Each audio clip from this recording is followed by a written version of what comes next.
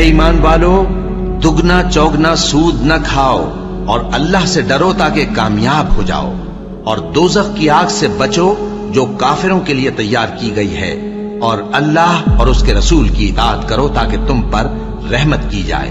اور اپنے پروردگار کی بخشش اور اس بہشت کی طرف لپکو جس کا عرض آسمان اور زمین کے برابر ہے، اور جو پرہیزگاروں کے لیے تیار کی گئی ہے، جو آسودگی اور تنگی میں اپنا مال اللہ کی راہ میں خرچ کرتے ہیں اور غصے کو روکتے اور لوگوں کے قصور معاف کرتے ہیں، اور اللہ نیکوکاروں کو دوست رکھتا ہے۔ اور وہ کہ جب کوئی کھلا گناہ یا اپنے حق میں کوئی اور برائی کر بیٹھتے ہیں تو اللہ کو یاد کرتے اور اپنے گناہوں کی بخشش مانگتے ہیں، اور اللہ کے سوا گناہ بخش بھی کون سکتا ہے، اور جان بوجھ کر اپنے افعال پر اڑے نہیں رہتے۔